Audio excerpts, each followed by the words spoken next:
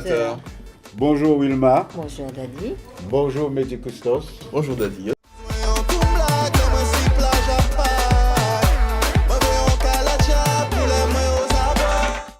Alors en 2 mots, 4 paroles, qui est Mehdi Custos?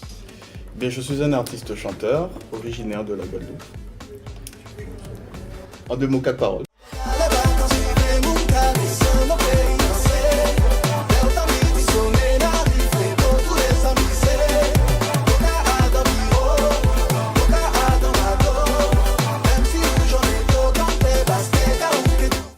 Et est-ce votre vrai nom, Custos? Oui, c'est bien le nom que m'a donné mon père. Parce que ça a des connotations latines quand même. C'est vrai, alors moi j'ai un prénom arabe, j'ai un nom qui a des connotations latines, mais je suis français originaire de la Guadeloupe. Et c'est important pour toi pour vous, de vous faire connaître avec votre vrai nom, quoi, parce que beaucoup d'artistes changent leur nom pour pouvoir entamer une carrière. Bien en fait, bon, je me suis pas trop posé la question puisque c'est arrivé comme ça. Le succès dans la musique est arrivé vraiment sans que je m'y attende vraiment. Donc j'ai pas anticipé sur ces choses. Donc je me suis dit bon voilà, quand on m'a demandé quel nom je mettais, j'ai dit ben voilà, c'est comme ça que je m'appelle. Donc du coup ben c'est resté.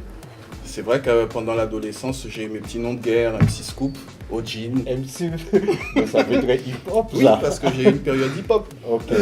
Mais quand je me suis vraiment attelé à la chose, je me suis pas projeté avec un surnom, quoi. Je me suis dit, bon voilà, quoi, c'est une aventure que je vais vivre, je sais pas où est-ce qu'elle va me mener, autant qu'à faire, bon ben je veux être sincère avec le public qui va me suivre.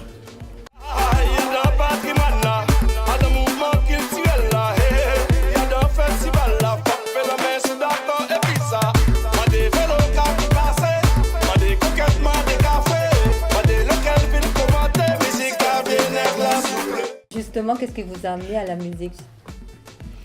C'est arrivé petit à petit, je me suis pas branché dessus sérieusement très tôt.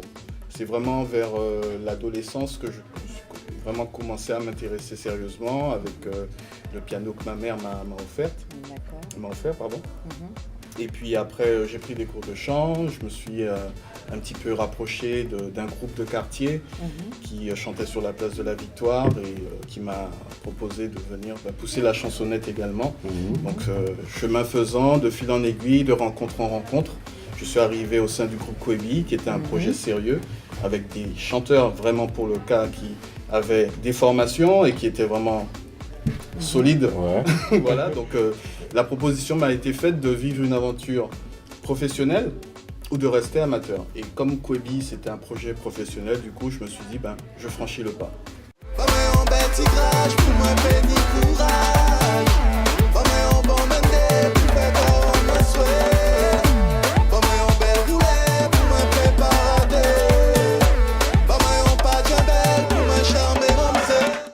Quelles sont vos influences musicales et quels sont les artistes qui vous ont inspiré ou donné envie de faire Eh bien, au début, en fait, comme je n'avais pas de projection dans ce métier, j'étais, on va dire, quelqu'un qui écoutait un petit peu de tout. J'avais pas forcément de choix de prédilection ni d'artiste. Après, bon, j'étais un petit peu comme chaque enfant qui se retrouve attiré par une mode. Donc il y a des groupes qui m'ont marqué, des groupes anglo-saxons, des groupes antillais. Il y a AA, Wham à l'époque. On était tous un petit peu en mode top 50 de la métropole. Et on recevait un petit peu ces choses-là. Après, il y a eu la vague hip-hop. Et puis aussi la vague Kassav, qui nous a permis d'avoir, nous en tant qu'antillais, des symboles rattachés à notre antillanité. Et je me suis vraiment immergé dans cette musique avec justement tout ce qu'elle a pu nous apporter. J'ai aussi aimé des artistes américains. Il y a eu les Michael Jackson. Je pense que tous les artistes de ma génération, forcément, ont été bercés par Michael Jackson et tout le courant hip-hop et R&B qui a suivi.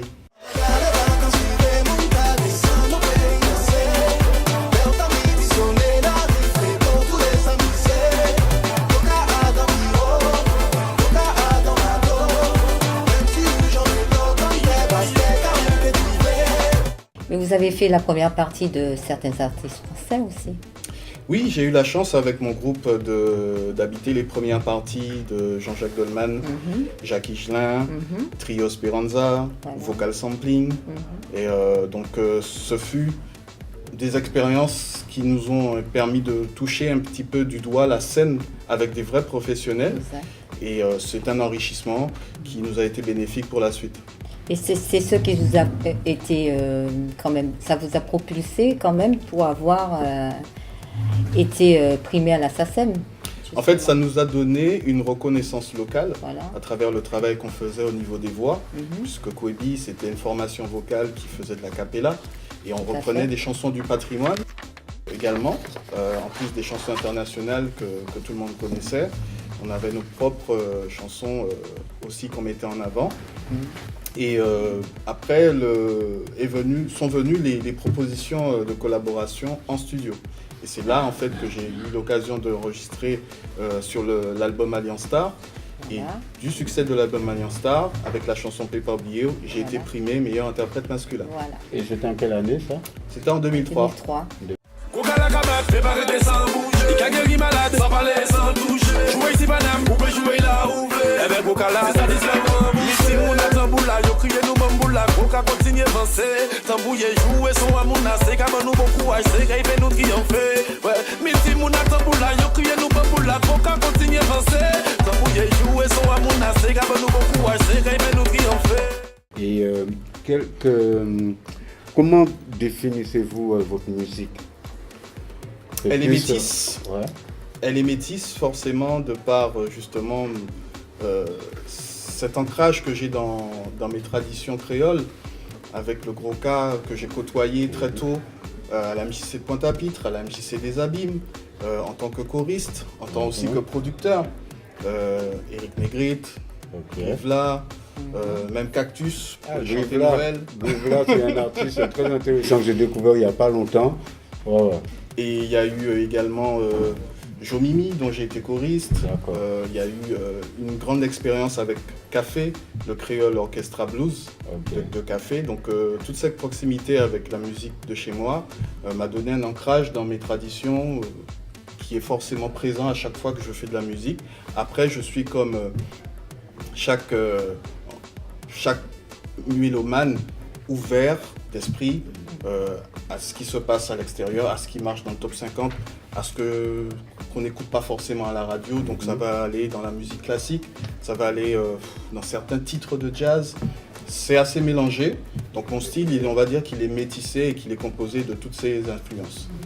Joséphine aimait Boca, Marseille aimait Boca, Gualaville aimait Boca, Saint-Michel aimait Boca, la Guadeloupe aimait Boca, la Martinique aimait Boca, la Guyane aimait Boca, tout aimait Boca. Et votre duo avec Jeanne Faustin, c'est ce qui vous a permis d'être connu sur l'Hexagone? Pour le coup, oui, Oui. c'est vrai. Donc en fait, j'avais eu l'occasion de composer une chanson pour son projet. Et de compositeur, je suis passé à duettiste, puisqu'ils ont souhaité que j'intervienne aussi sur cette chanson. Pas de glace, qui est devenu un hit en métropole. Ouais. Et donc ça a été l'occasion pour moi de me voir enfin sur les chaînes nationales. C'était top, Oui. c'était génial. Et ça t'a apporté, ça t'a apporté beaucoup de pouvoir être exposé à un plus grand public. Qu'est-ce que ça a apporté ou quoi? Bien, en fait, ça a accéléré les choses, puisqu'en coulisses, il y avait déjà des tractations qui se faisaient sur mon nom. Et du fait de cette exposition, les signatures chez Ouais. Warner ont été très très rapides, les négociations ont été très rapides pour pouvoir en fait faire un projet axé sur Medicustos. Et c'est l'album éponyme où on retrouve Elle demande du Zouk qui a été le tube national. Et Elle demande du Zouk, c'est en quelle année ça? Alors, Elle demande du Zouk, c'est sorti en 2006. 2006. Voilà. Ok.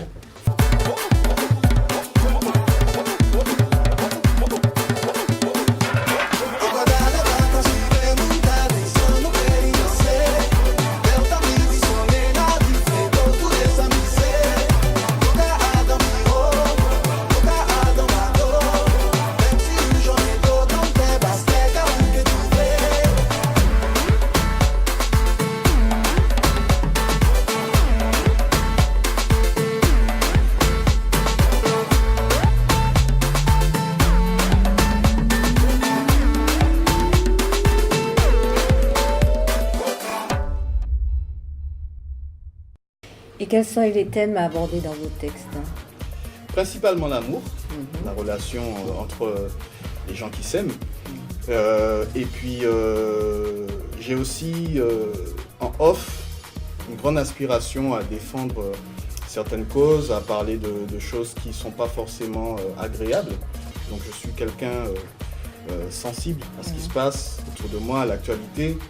Donc forcément, il y a des textes qui ne sont pas forcément mis en avant sur les radios, sur les médias, qui font que on a accès à une seule partie de ce que je suis en tant qu'artiste. Donc on peut dire que vous faites partie des artistes qui a son mot à dire, parce qu'il y a beaucoup d'artistes qui ne veulent pas se mélanger, qui ne veulent pas parler, qui veulent juste se contenter de chanter. Est-ce qu'on peut dire que vous vous intéressez à l'actualité, au développement du monde? Un artiste a son mot à dire, quoi. Est-ce que... Moi, je considère en fait que on a forcément un regard sur ce qui se passe, on a forcément un avis, on a forcément une sensibilité par rapport aux événements. C'est vrai que s'impliquer ouvertement, c'est d'un point de vue politique, ça peut aussi coûter cher, ça peut être risqué. Mais après, quand on se dit qu'on n'a qu'une vie pour pouvoir en fait être sincère avec soi-même déjà, défendre, on a le droit d'avoir des convictions, on a le droit aussi d'avoir une certaine empathie pour certaines situations, pour certaines personnes qui sont dans des situations extrêmes. Je pense que c'est tout à fait normal et on parle d'un être humain en fait, on n'est pas en train de parler d'un artiste.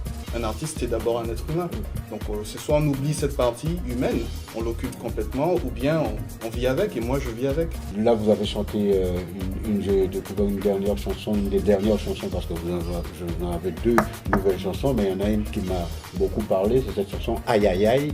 Et c'est comme un cri du peuple, cette chanson. Donc, c'était important pour toi de mettre le doigt là-dessus. Je suis à la fois fier d'avoir mis en avant cette chanson et en même temps qu'un artiste tel que vous l'ait remarqué parce que vous faites, permettez-moi, partie des pionniers de ce genre de cris, de douleur, de dénonciation de ce qui ne va pas. Et j'ai grandi avec votre musique, Delbord. C'est pas le propos, mais je pense que à tout moment, on a besoin aussi de certaines chansons qui dénoncent, qui parlent, qui traduisent ce mal-être. Et aujourd'hui, en fait, on est dans cette période où les gens, je les trouve très dignes par rapport à leur quotidien. Ils restent quand même très dignes. On est très sages. On n'agit pas comme des sauvages, comme on souffre en silence, je dis on, puisque forcément c'est pas soi-même, c'est quelqu'un de proche de nous. Donc on voit aussi la détresse des autres. Et quelqu'un qui l'exprime comme vous l'avez fait et comme je l'ai fait aujourd'hui, c'est quelqu'un qui n'est pas sourd, qui n'est pas muet, qui refuse d'être aveugle à la situation. Et je pense que c'est important à un moment de faire savoir à tout le monde qu'on n'est pas insensible à cette situation. Ben, vous allez faire un petit acapé là-dessus, hein, apparemment. Aïe, aïe, aïe. Alors, chaque mois pour la gagne, on reprend la bataille, on mouille le maillot pour faire la maille. Mais quand le bailleur pousse la barrière, nos rêves d'ailleurs font machine arrière. C'est la carte quand il y a pas. Sur la carte, on ne passe pas, ouais. Jouons compte sur table, voyons, ce n'est pas équitable. Quittable, aïe, aïe, aïe. La crise de la dette met le peuple sur la paille, aïe aïe. Pendant que l'élite se prélasse à Dubaï, aïe aïe. Y'en a qui crèvent la dalle. J'aimerais bien qu'on m'explique cette crise de merde. Ça me prend la tête. C'est clopinette que je dois remettre. Il faut aller écouter la suite parce que il y a beaucoup de choses. J'essaie de vraiment décrire des situations.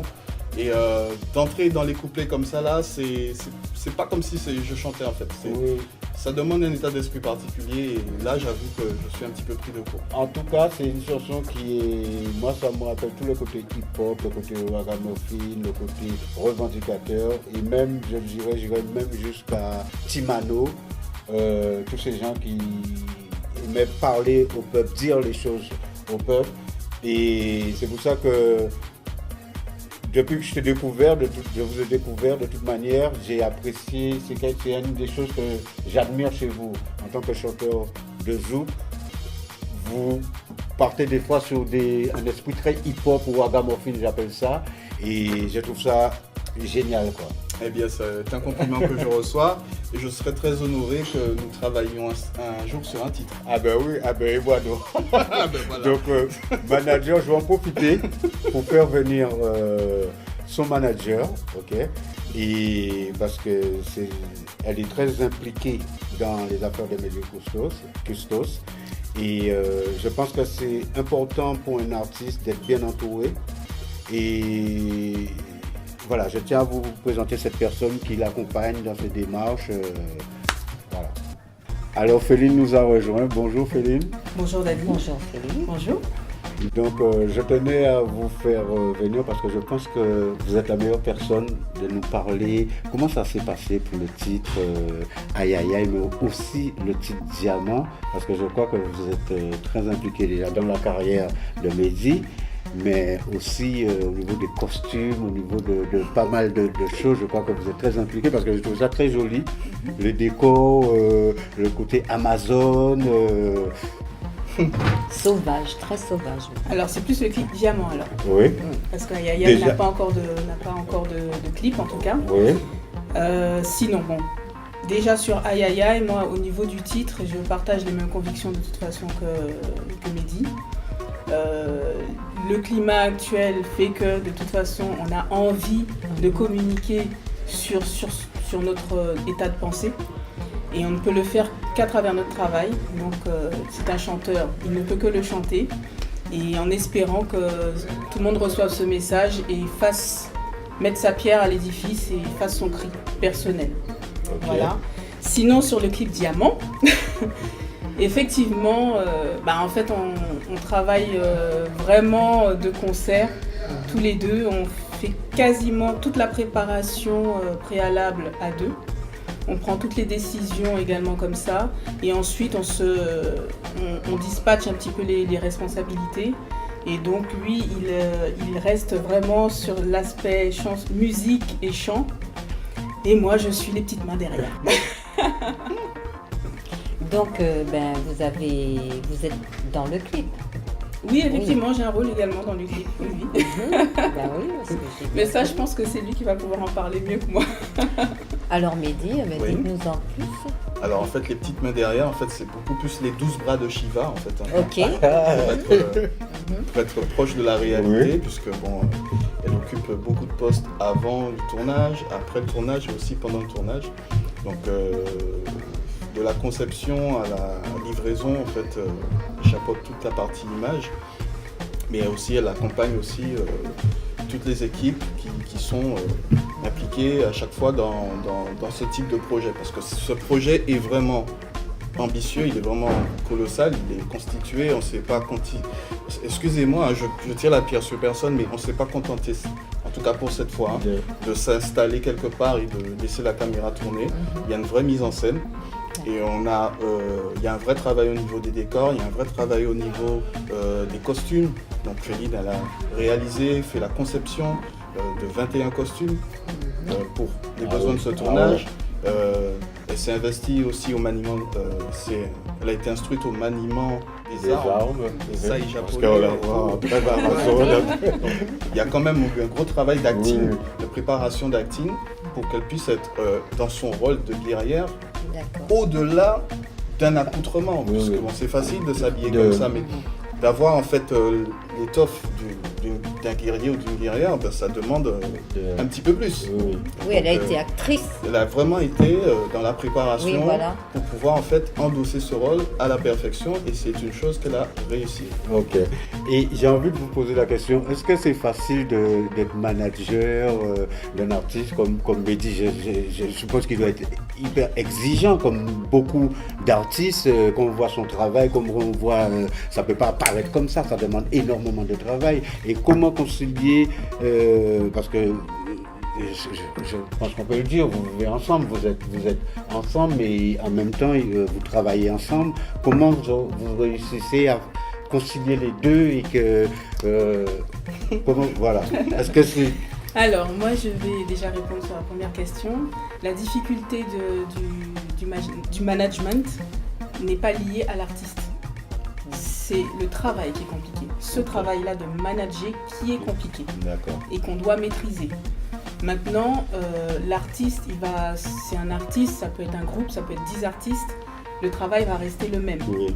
Mais c'est vrai que c'est un travail qui est compliqué parce qu'en fait, il demande de cerner l'artiste sur un plan professionnel, mais sur un plan personnel également. Pour pouvoir en fait être un petit peu dans sa pensée, être le diriger, être ses yeux, qu'il ne peut pas avoir derrière sa tête, Oui. être ses oreilles. Oui. Il faut pouvoir se démultiplier, mais en même temps se mettre à sa place et savoir exactement ce qu'il veut, ce qu'il ne veut pas, ce qu'il aime, ce qu'il n'aime pas, pour pouvoir le gérer même s'il n'est pas présent ou dans un angle dans lequel il ne peut pas être puisqu'il est ailleurs. Donc c'est vrai que c'est assez... il faut être très observateur, il faut être très organisé, il faut être fin psychologue. Ouais. Et il faut être aussi un petit peu artiste, parce qu'il faut pouvoir comprendre. Comprendre les demandes. Voilà, et, il faut pouvoir les comprendre, les gérer et faire en sorte que ça prenne vie, quoi. Et vous lui faites une entière confiance dans ses décisions ou des fois il y a des endroits où elle peut vous suggérer quelque chose et vous dites non, je ne le vois pas comme ça et puis... Ah oui, pour que la relation professionnelle et personnelle reste saine, je pense qu'il est important d'être honnête. Ouais. Et quel que soit le cadre dans lequel on est, puisque de toute façon, en fait, les non-dits, on sait que ce sont des abcès, voilà. Et après, ça fait des ressentiments, ça fait aussi des frustrations, ça fait aussi des braquages. Bon, ben, puisque, ah ouais, tu m'as laissé faire tout ça, et puis c'est maintenant que tu me dis ça. Donc, non, il faut être clair dès le départ. Non, même si ça fait un petit peu d'électricité sur le moment, mais en tout cas, vaut mieux l'électricité de la vérité que l'électricité du mensonge ou de l'hypocrisie. Parce que celle-là, on peut la gérer parce qu'en fait, on est dans la sincérité et dans l'honnêteté. Et ça, je pense que pour pouvoir perdurer dans une relation, c'est le point de départ et il faut garder ce cap. Ok. Et je la trouve très à l'aise dans le clip Diamant. Vous avez l'habitude d'être devant les caméras, C'est mon métier de base en fait. Je suis mannequin, donc ça fait déjà de nombreuses années que je suis devant les objectifs. Et je suis actrice depuis à peu près 2 ans. Je fais une formation bien précise. Il y a des projets en off qui sont là et que voilà. Donc effectivement, je suis à l'aise devant la caméra et derrière aussi. Voilà. On dit que le disque il se vend moins. Alors j'aimerais savoir comment vous faites pour... C'est un équilibre entre justement les nouveaux circuits de diffusion qu'on a à disposition aujourd'hui et les moyens traditionnels. Donc les moyens traditionnels, c'est la vente physique et aussi la diffusion sur les télévisions et les radios. Donc maintenant, on a aussi les plateformes, différentes plateformes de diffusion qui nous permettent en un temps record d'être dans des pays et de donner aussi la possibilité à notre musique d'être entendue un petit peu partout. Donc voilà. Et donc par rapport à ça, on entend Me Love You. Il y a un téléphone qui sonne. Voilà, je me disais en fait... C'est le sien. Oui, mea culpa, je croyais l'avoir éteint, mais en fait j'ai pas été jusqu'au bout de l'opération. Donc en fait, aujourd'hui, il faut trouver un équilibre entre les nouveaux canaux de diffusion et les moyens traditionnels. La vente physique, bon, c'est sûr qu'elle est beaucoup plus difficile à matérialiser, mais elle existe encore. Sinon la Fnac serait fermée, et le rayon musique en tout cas. Donc il faut avoir un vrai contact avec son public. Je pense qu'il faut avoir aussi une envie de présenter un projet. Parce que c'est vrai que souvent on se demande pourquoi ne pas faire juste une chanson, vu que ça coûte cher. Mais en même temps, il faut aller jusqu'au bout d'un projet parce que un projet, c'est un univers à un instant T qui traduit en fait l'artiste tel qu'il est à un moment précis. Et je crois qu'on a besoin tous les 2-3 ans de prendre la température de l'artiste qu'on suit. Et c'est pour ça que je vais encore présenter un projet d'album d'ici l'année prochaine. Okay. Justement, justement, quels sont vos projets justement? Eh bien, un album en 2019, alors il sortira en streaming, il sera distribué partout sur toutes les plateformes légales, et puis également aussi pouvoir le matérialiser pour les fans. Et vous parlez de différentes manières de faire connaître sa musique. Pouvez-nous parler de Alter Ego? Alter Ego, va en parler en fait. Parce qu'elle en est la directrice. Oui, effectivement. Alter Ego, c'est une société de production musicale et télévisuelle. Donc voilà, elle a pour but de gérer des artistes chanteurs tels que Monsieur, mais également de pouvoir gérer toute la partie vidéo, clip, mais aussi des courts-métrages. Okay. Et en ce moment, on est même en train de gérer un long-métrage qui est censé commencer dans 2 ans. On souhaite une longue vie à Alter Ego, okay, parce que il faut aller au-devant des choses, il faut prendre les choses en main, ok? Et le nom de l'émission s'appelle Professionnel ou Amateur. Alors la question, c'est à partir de quand vous vous êtes dit, ça y est, je crois que je suis un professionnel? Quand j'ai payé ma première fiche d'impôt. Ouais, en fait, bon, là, on en est conscient quand on commence à gagner de l'argent avec une passion. Oui. Là, on se dit, tiens, voilà, on est rentré dans une catégorie où les gens payent pour pouvoir apprécier ce que vous faites. Et donc la deuxième phase, c'est lorsqu'il faut remettre. Il faut remettre une partie. Là, on se dit que c'est un vrai boulot. C'est un vrai boulot et qu'il faut le soigner, mais il faut se préparer, il faut s'organiser. Il faut s'organiser parce que en fait, c'est compliqué en fait. Quand on est dans l'opulence du succès, on se retrouve du jour au lendemain propulsé au devant de la scène avec des demandes un petit peu partout. Et avant ça, en fait, on n'a fait que des petits boulots ou bien on sort des études. Donc gérer ça sur le moment, ça peut être un petit peu compliqué. C'est bien de pouvoir avoir quelqu'un à ce moment-là, si on n'est pas soi-même organisé pour ça, pour pouvoir gérer le moment où on a un petit peu trop d'argent et on ne sait pas quoi en faire.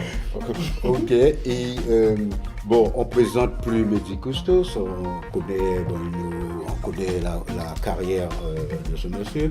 J'ai envie de vous poser la question, quel regard vous avez sur le continent africain? Et est-ce que parce que moi j'aime bien appeler la plupart des artistes qu'on reçoit des afro-caraïbéens. Il y en a qui le prennent très bien, il y en a qui ne l'acceptent pas, qui bannissent le côté afro. Alors quel regard vous avez sur le continent africain, Mehdi? Alors en fait le continent africain fait partie des espaces où j'ai eu le plus d'occasion d'aller chanter. Dans ma carrière, à partir de mon succès national et même avant, j'ai eu l'occasion de fouler la terre-mer et d'y reconnaître en fait beaucoup de similitudes avec les Antilles. Alors, ceux qui sont antillais et qui ne le savent pas, sachez que nous avons beaucoup de sosies là-bas. Je le confirme. Au Sénégal, j'ai eu 2 ou 3 sosies. Donc en fait, on comprend en fait qu'il y a un lien. On comprend tout simplement qu'il y a un lien et qu'il faut en tenir compte.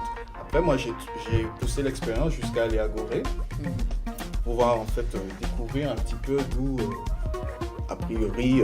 Pour ceux qui ne savent toujours pas, qu'est-ce que c'est Gorée? Oui, Gorée, c'est au Sénégal. Donc c'est une petite île qui est juste à côté du Sénégal et d'où sont partis en fait ceux qui ont été disséminés aux Antilles. Voilà. Donc il y a une statue du Conseil régional de la Guadeloupe d'ailleurs sur l'île de Gorée. Donc, qui a été mis par Michocho à l'époque. Donc quand on arrive là, on se rend compte effectivement qu'il y a un fil conducteur, qu'il y a une histoire, qu'elle est claire et qu'elle est sue. Qu'elle est sue par les gens qui sont aux commandes de la politique en Guadeloupe. Donc en fait, il y a une information que eux détiennent, mais qui n'est pas vraiment distillée dans la population. C'est à chaque fois à chacun d'aller faire des recherches, au hasard des expériences ou des voyages, de découvrir certaines choses. Donc moi j'ai fait mon petit pèlerinage à Gorée et j'ai ressenti en fait quelque chose de très très fort. Comme la plupart des gens qui sont partis là-bas, il paraît que c'est bouleversant. C'est quelque chose. Vous avez eu l'occasion aussi d'y mettre les pieds? Je n'ai pas eu cette chance, pas encore. Pas encore. Non. Mais en tant qu'actrice, je pense que avec Alter Ego, vous allez nous faire, vous nous réserver des petites surprises. Parce que quand je regarde Diamant, je sais pas, mais je vois beaucoup de choses là-dedans. Pourtant, c'est juste une chanson. Ouais. Moi, mon état d'esprit, de toute façon, c'est toujours de mettre mes racines à l'honneur et en lumière. Dans ma carrière de mannequin, j'ai toujours mis ce point d'honneur à dire que voilà, je viens de la Guadeloupe. D'accord ? Et j'ai même refusé certaines prestations ou certains concours, pour ne pas en nommer, J'en reviens. parce qu'on m'avait demandé de taire mes origines. D'accord, de ne pas en faire état, même si de toute façon je ne peux pas les cacher avec la couleur de ma peau. Mais voilà, et donc moi je suis une personne, j'aime pas qu'on me bâillonne. Donc quand je sais que je ne vais pas pouvoir m'exprimer, je préfère pas commencer. Mais quand je commence, il faut savoir que je suis franche et honnête et que j'aime mettre mes origines à l'honneur et en avant. Vous transpirez ça, ok, et c'est ce que vous reflétez en tout cas. Et nous sommes très, très fiers de ça parce que bien souvent c'est ce qui se passe. On nous fait gommer un certain côté de nous pour pouvoir essayer de ressembler à l'autre. Or, tout vient de là, quoi, de la source, quoi. Et la source, on va pas, les plus grands le connaissent, les Platon, les plus grands philosophes savent d'où s'est inspiré, beaucoup de choses se sont inspirées. Donc, Wilma, tu as quelque chose à poser à si vous aviez un message justement à faire passer aux jeunes ou au monde, ce serait quoi? Eh bien, aux jeunes, je leur dirais d'essayer de sortir leur tête et leur esprit du numérique pour regarder le véritable monde dans lequel on vit et de ne pas percevoir les informations que leurs parents leur donnent comme étant quelque chose de passé ou d'inutile. D'essayer de bien comprendre, bien écouter les adultes, qu'ils leur expliquent le monde dans lequel on vit et qu'eux puissent se faire leur propre opinion, mais avec leur propre esprit et leurs propres yeux, qu'ils n'écoutent pas ce qui se passe autour, mais qu'ils se fassent leur propre opinion. Voilà, moi c'est mon message. Très bien, très très bien. Et je valide. S'il y a un coup de cœur ou un coup de gueule, donc c'est le moment. Le coup de cœur, c'est sur Diamant, que je l'ai fait. Voilà. Donc j'ai voulu mettre Féline à l'honneur à travers toutes ces qualités que je connais mais qui ne sont pas forcément étalées au grand jour, parce qu'en plus de toutes les qualités qu'elle possède, elle a l'humilité, ce qui est très très rare. Et je tenais à justement lui témoigner en fait au grand jour, voilà, ce que je pensais d'elle et que je voyais, que je voulais que tout le monde voit également. Moi je te rejoins dans ta démarche, parce qu'il faut savoir qu'à côté de chaque grand homme, il y a toujours eu une grande femme, pas derrière, à côté, mais à côté, ok. Et vous êtes un couple génial, vous arrivez à travailler ensemble, à vivre ensemble, vous êtes un exemple, ok. Et je vous souhaite que du bonheur et que de la réussite, et longue vie à Alter Ego, et longue vie à tes deux bébés aïe aïe aïe, parce que le peuple souffre, ok. Et longue vie à Diamant, voilà, ok, parce que les meilleures choses ça sort de la boue, ok. Et pour ceux qui croient que la vie est facile, non, c'est pas facile. Okay? Quand il y a un échec, c'est une graine de succès en fait. Okay? Donc ça dépend de l'état d'esprit dans lequel nous sommes. Je suis très content d'avoir reçu cet artiste, Mehdi Custos, qui est un artiste qu'on ne présente plus, okay? Et de vous faire découvrir une autre facette, parce que les artistes pensent, ils ont des idées, ils sont pas tout le temps, on leur donne pas tout le temps la parole pour pouvoir s'exprimer à ce niveau-là, mais professionnel ou amateur est là pour casser les codes, okay? Pas casser les artistes, mais casser les codes, okay? Et permettre aux artistes d'être eux-mêmes, quoi. Surtout. Donc, j'ai envie de poser une question. Si il y a un artiste, c'est un de vos derniers concerts que vous avez vu, ou un artiste ou un film que vous avez lu, ou je sais pas moi, un livre que vous avez lu et que ça vous a marqué, vous avez envie de conseiller aux gens, c'est lequel? Alors, sur les films, bien sûr Black Panther, hein, voilà, le plus récent et le plus marquant. Ouais. Je pense que ça laisse des traces et ça va changer un petit peu la façon dont notre diaspora pourra se regarder dans l'avenir. La jeunesse va grandir avec ces exemples de héros noirs qui nous ont manqué à nous, qu'on a dû fabriquer dans notre imaginaire. On a même eu à certains moments à se projeter en héros pour pouvoir justement avoir la possibilité de s'accrocher à quelque chose de fort. Et nos héros sont là, ils sont dans les livres d'histoire, mais il faut qu'on aille les feuilleter, ces livres. Donc j'invite la jeunesse à se pencher justement sur tout ce qu'ont fait ceux qui nous ont précédés, et aussi à s'inspirer de ce qui se passe aujourd'hui avec les modèles qu'on nous permet d'avoir maintenant à côté des personnages caucasiens, de type caucasien. Ok, bravo. Et en dehors du public et de votre compagne, est-ce que vous avez le soutien de votre famille, de vos amis pour vous Des proches, quoi. Ça fait 20 ans que je fais de la musique, donc je suis passé par toutes les phases. La phase de oui, alors qu'est-ce que tu fais comme travail? Je fais de la musique. Oui, mais qu'est-ce que tu fais comme travail? Je suis chanteur. Oui, mais qu'est-ce que tu fais comme travail? Je fais, mais c'est ça mon travail.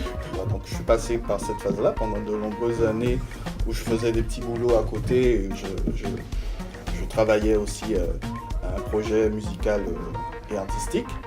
Et puis quand il y a eu le succès, on m'a plus jamais posé la question. Par contre, on m'a dit, tu peux nous dépanner? Oui. C'est mon travail qui a permis de dépanner à certains moments. Et puis, je pense que j'ai eu à faire mes preuves. À certains moments, il fallait aussi que j'ai la preuve que la voie que j'ai choisie, en fait, c'est pas une voie perdue. C'est pas quelque chose où j'échoue. Et c'est important parce que j'ai dû me transcender, j'ai dû me dépasser, j'ai dû donner le meilleur de moi-même. Et je ne l'ai pas fait pour prouver quoi que ce soit à ma famille, je ne l'ai pas fait pour pouvoir prouver quoi que ce soit au public, je l'ai fait parce que c'est ce qui m'animait.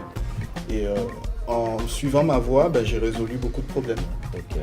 Et j'ai envie de vous poser la question, quel conseil vous aurez à donner à un jeune qui veut se lancer dans l'artistique, parce que c'est un métier où je sais qu'il faut avoir le cœur très accroché, il faut y croire. Vous avez parlé de l'époque où faire de la musique, ce n'était pas un métier. Et aujourd'hui, beaucoup de parents sont derrière leurs enfants, le poussent même à être artiste. Et il y en a avec juste un titre ou juste ils commencent.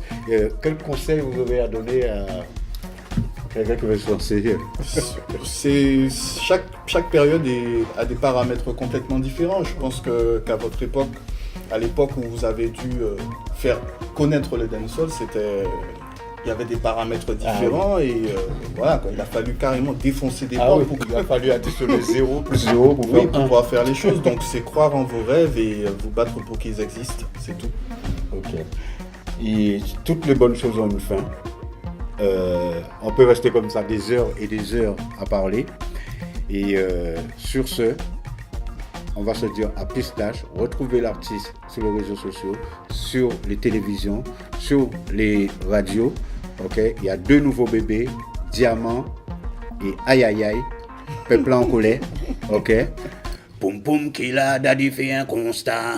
Poum poum qui là, constate les dégâts. C'est poum poum qui là, ou bien c'est on parodie. Tout le monde qui là rêve d'aller au paradis. Poum poum qui là, pas manger pomme pourrie. Dans mon jardin, y a des fruits interdits. Poum poum qui là, qui a garçon qui fille. Nous ne sommes pas des objets, nous ne sommes pas des produits. Poum poum qui là, sexe, drogue et money. Fini le monocle, les petits pas funky. Poum poum qui là, daddy fait un constat. Poum poum qui là, constate les dégâts. Poum poum qui là, Mehdi fait un constat. Poum poum qui là, constate les dégâts. Elle monte les marches, rien à vêtu tout ni. Black woman toujours porté bikini. Oui à la piscine, mais pas en la rue. Mais à cette heure-ci, la mode est tout plus sexy. Femme à gros fesses, obligé si. Fesses bien bombées, non pas trop petit. Les yo pani, c'est pani yo pani. Plus qu'une envie ni bistouri, les femmes ne sont pas des objets. Elles sont des mères et des sisters. Pour vous les femmes, j'ai du respect. Parce que j'ai du respect pour moi. Niki Anaconda arrive en boîte de nuit. Dans le sol, pompe, poupée, vini, waini. Moun pas qu'à danser en commun carré produit. Kama Sutra, toute pose qui tini. Point d'oubou, tout à terre aussi. Tu montes sous la piste, comme dans ton lit. Ou à cheval, d'ailleurs, on pâtit. Qu'à monter cheval, entend yokadi. Poum poum qui l'a, Mehdi fait un constat. Poum poum qui l'a, constate les dégâts. Poum poum qui l'a, Féline fait un constat. Poum poum qui l'a, constate les dégâts. Poum poum qui l'a, Wilma fait un constat. Poum poum qui l'a. Les gars, Bazalian, à pistache.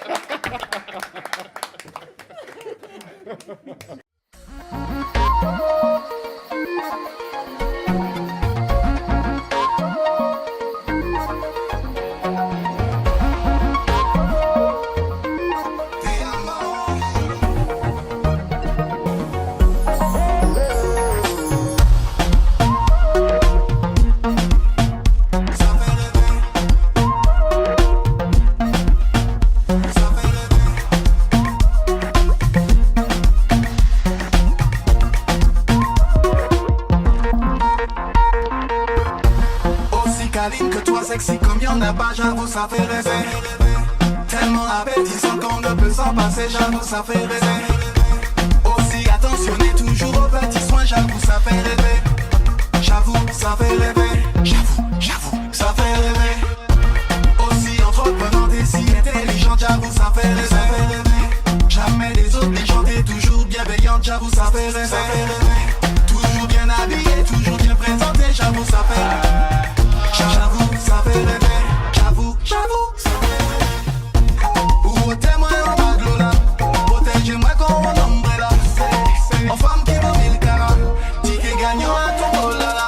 Où tout se passe si vous méritez. On monte tous qu'on s'y aussi dans bien. On monte capable de parler l'amour qu'a brillé qu'on étincelle. Ma chérie.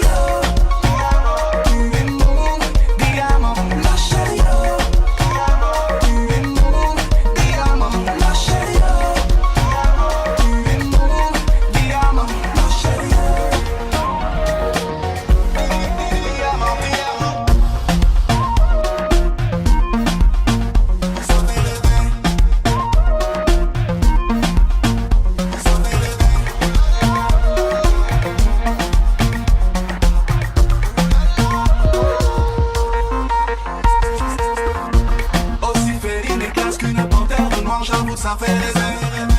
Aussi majestueuse que la reine de Saba, j'avoue ça fait rêver. Autant d'humilité et de simplicité, j'avoue ça fait rêver. J'avoue ça fait rêver. J'avoue ça fait rêver. Ou témoin dans l'eau, protégez-moi comme un ombrella. En femme qui vaut 1000 carats. Ticket gagnant à ton bol là. Où tout se passe si vous méritez. On monte tous qu'on s'y aussi dans bien. On monte capable de parler l'amour.